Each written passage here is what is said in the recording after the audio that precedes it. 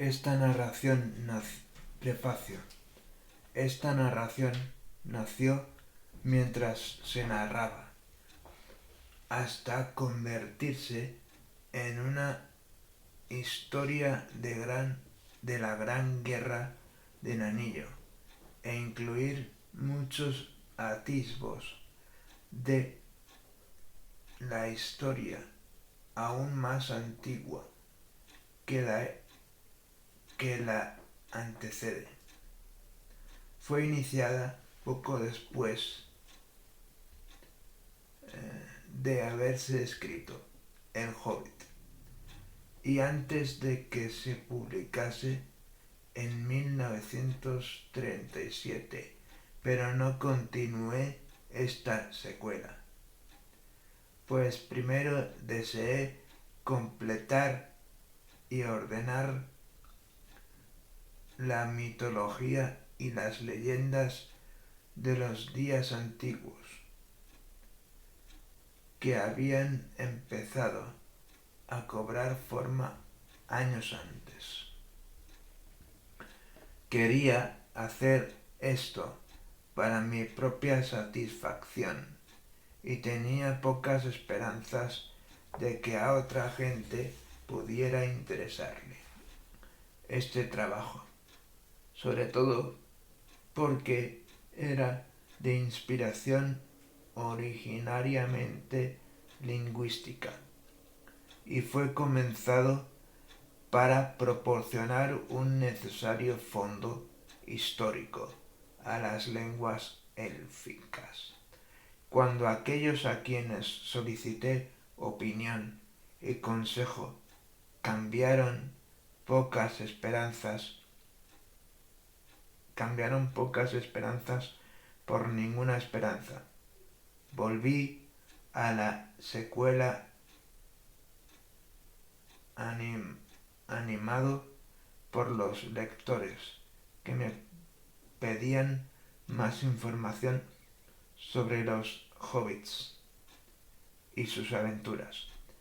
Pero la historia fue llevada inexorablemente al mundo más viejo y de alguna manera se convirtió en un relato del fin y del acabamiento,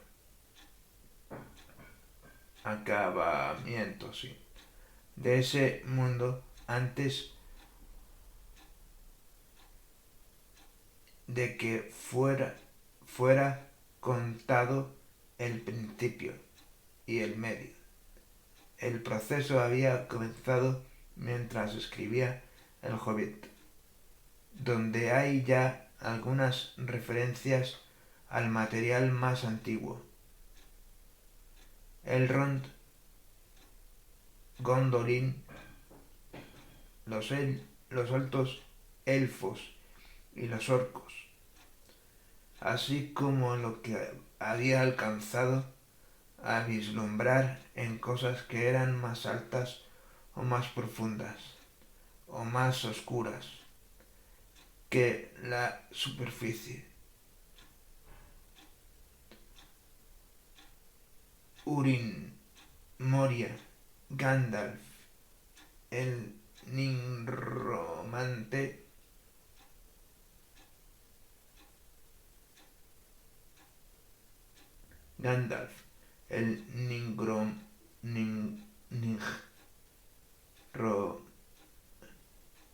Nigromante, el anillo,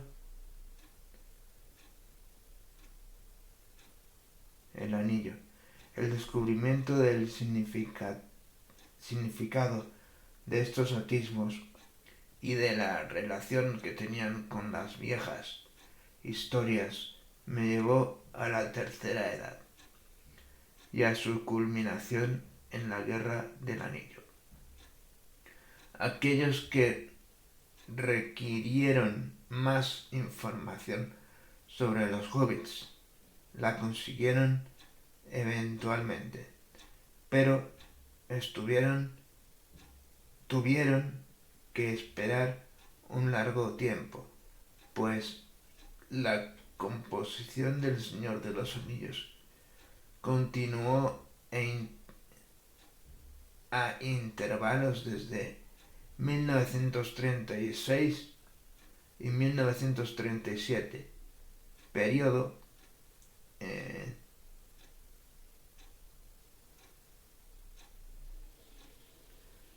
en el que yo tenía muchas obligaciones que no descuidé y muchos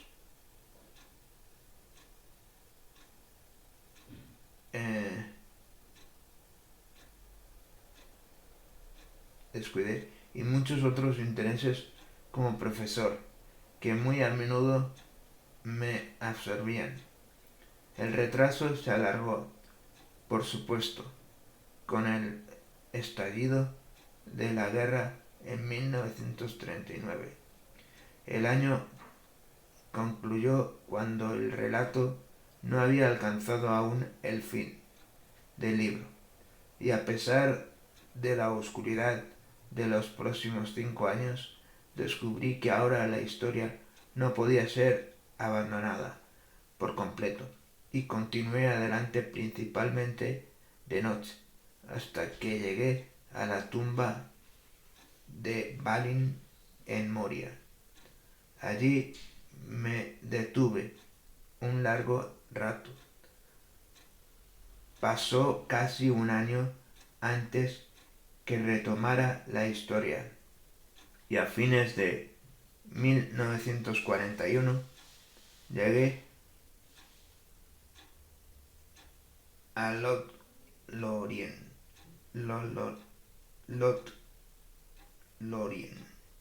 y el Río Grande. Al año siguiente escribí los primeros esbozos de lo que sería el tercer libro y los comienzos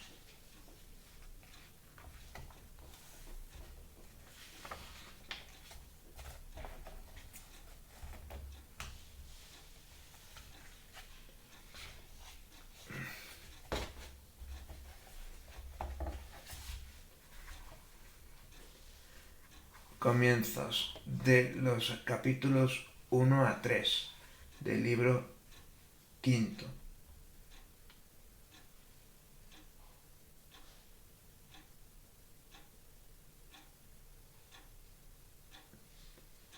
Y me detuve cuando los fuegos llameaban en Anorien y de Oden.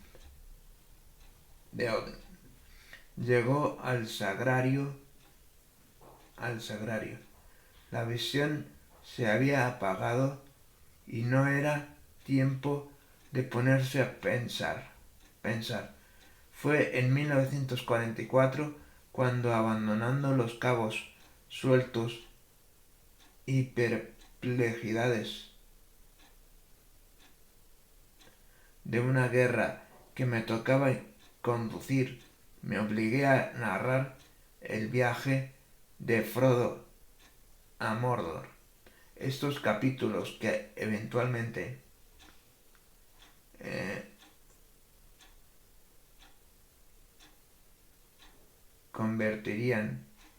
se convertirían en el libro cuarto, fueron escritos y remitidos como un serial a mi hijo Christopher, entonces en África del Sur, con la RAF. No obstante, pasaron otros 5 años cuando, antes de que el relato alcanzase su forma actual, en ese tiempo cambié casa, cátedra y colegio, y las jornadas eran menos oscuras, pero no menos laboriosas. Y ahora que había llegado al fin, había que revisar toda la historia y, en verdad, reescribirla hacia atrás. Y yo mismo